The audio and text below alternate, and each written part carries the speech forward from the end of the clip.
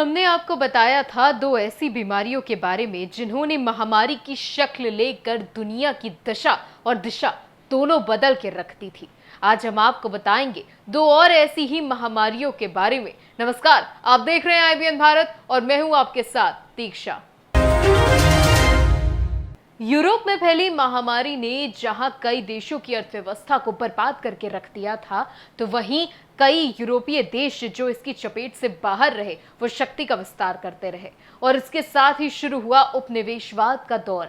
दरअसल black death जैसी त्रासदी के बाद यूरोपीय देशों ने यूरोप से बाहर निकलना शुरू किया और अलग अलग देशों में उपनिवेशवाद का दौर शुरू किया।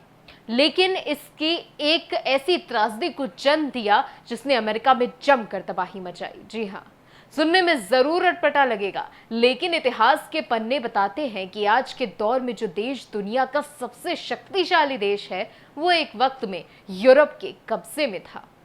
क्या कुछ हुआ था इस देश में, जानिए इस देश की कहानी इस खास रिपोर्ट में। अपने साम्राज्य को विस्तार देने के लिए यूरोपीय देशों ने अमेरिका के उपमहाद्वीपों पर जमकर मारकाट की थी। इस मारकाट ने अमेरिकी महाद्वीपों की आबोहवा को बदल कर रख दिया था। दरअसल प्लेग की मार से जूझ रहे यूरोपीय उपनिवेशी कई तरह की बीमारियां भी साथ लाए थे, जिसने अमेरिका में लोगों को मौत देनी शुरू कर दी थी। शुरुआत हुई खसरा, फिर हैजा, मलेरिया, प्लेग, काली खांसी और टाइफाइड से। लेकिन देखते ही देखते अमेरिका की एक बड़ी आबादी एक अनजान सी बीमारी में समाती चली गई। लोगों के चेहरे अमेरिका के नक्शे की तरह बदलते चले गए। चेहरे पर निशानों के साथ शुरू हुई इस बीमारी को पहले लोगों ने हल्के में लिया, लेकिन देखते ही देखते वो निशान गड्ढों में तब्दील होते चले गए और शरीर को तोड़ने लगे। एक के बाद एक कई हजार लोग इस बीमारी के चपेट में आ गए थे और फिर शुरू हुआ मौत का तांडव। जब लोगों के मरने का सिलसिला शुरू हुआ, तब जाकर इस बीमारी की गंभीरता समझी गई, लेकिन तब तक काफी देर हो चुकी थी। चेचक यानी कि स्मॉल पॉक्स ने अमेरिका को अपनी चपेट में ले लिया था। एक तरफ उपनिवेशवादी अमेरिका की जनता पर कहर ढा रहे थे, तो वहीं चेचक की बीमारी लोगों को तिल तिल मार रही थी। आज के दौर में सबसे उच्च तकनीक वाली मेडिकल सुविधा वाला देश जरूर है अमेरिका, लेकिन उस वक्त अमेरिका की स्वास्थ्य संबंधी तकनीक शून्य थी।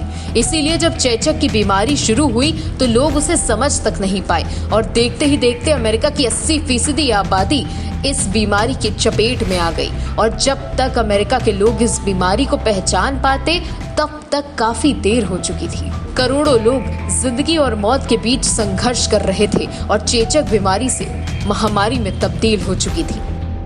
उपनिवेशवादी जो बीमारियां अपने साथ लाए थे, उसकी वजह से अमेरिकी लोगों ने काफी दर्द झेला था और तिल तिल मरने को मजबूर हो गए थे। उस वक्त अमेरिका की जनसंख्या करीब 6 करोड़ थी। अब इस महामारी से अमेरिका में हुई त्रासदी का अंदाजा लगाया जा सकता है, जिसने करोड़ से ज्यादा लोगों की सांसें छीन ली थी। और जब इस महामारी का अंत हुआ, तब अमेरिका में सिर्फ 60 लाख लोग बचे थे। एक के बाद एक इंसान को अपने में ये महामारी समेटती चली गई और मौत का ऐसा तांडव किया कि आज भी उसके बारे में सोचकर अमेरिका की रूह कांप जाती है। एक बार फिर से वही दौर कोरोना वायरस लेकर आया है, जिसने अमेरिका की 15वीं सदी की यादें ताजा कर दी है, जिसने एक झटके में 5 करोड़ से ज्यादा लोगों को मौत दे दी है। आज भी विश्व का सबसे ताकतवर देश कोरोना की चपेट में है और वहां भी धीरे धीरे मरने वालों की तादाद बढ़ रही है। बस फर्क इतना है कि वो चेचक की बीमारी थी जो महामारी बन गई थी, और ये कोरोना वायरस है जो सब कुछ तबाह कर देना चाहता है। जब जब युद्ध का जिक्र होता है तो हमारे जहन में विनाशक हथियार, बड़ी और भारी भरकम तोपें और मिसाइल आती हैं। लेकिन युद्ध के विभीषिका से भी खतरनाक तो होता है उससे महामारी कहते हैं, जिसे बंदूक या तोप की नाल से निकलते बारूद से खत्म नहीं किया जा सकता। उसके लिए संयम और बचाव की जरूरत होती है। कोरोना वायरस मानव सभ्यता का वही दुश्मन है जिसे हमें गोली या बारूद से नहीं बल्कि बचाव से ही मात देनी है।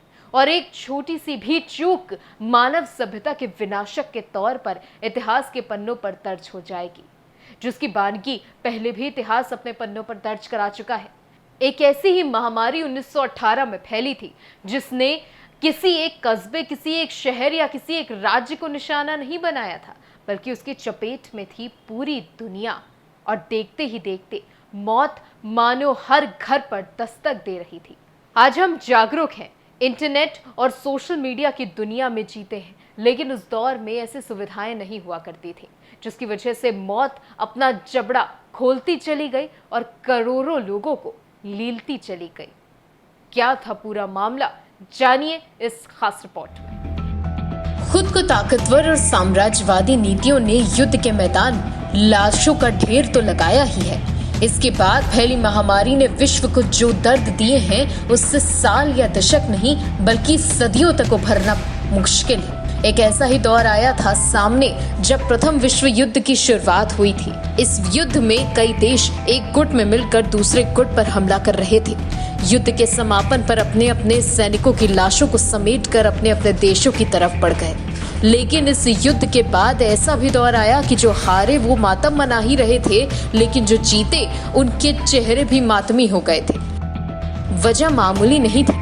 दरअसल 1918 में एक महामारी ने अपने पैर तेजी से फैलाए और फिर इतनी तेजी के साथ फैली कि देखते ही देखते करोड़ों लोग इसकी चपेट में आते चले गए। इसे स्पेनिश फ्लू नाम दिया गया था। कहा जाता है कि स्पेनिश फ्लू अमेरिका के जरिए यूरोप तक पहुंचा था और जब यूरोप पहुंचा तो तबाही का स्तर कई गुना बढ़ चुका था। उस वक्त जनाजे उठाने के लिए कांधे भी कम पड़ गए थे। माना जाता है कि स्पेनिश फ्लू पश्चिमी मोर्चे पर खड़े सैनिकों में फैला था, जो अमेरिकी सेना के जरिए पहुंचा था और फिर धीरे धीरे ये सैनिकों के तंग और भीड़ भरे ट्रेनिंग कैंपों में फैलता चला गया और इसकी मदद की उस दूषित वातावरण ने जो फ्रांस के साथ लगती सीमाओं पर बनी खाइयों में फैला हुआ था।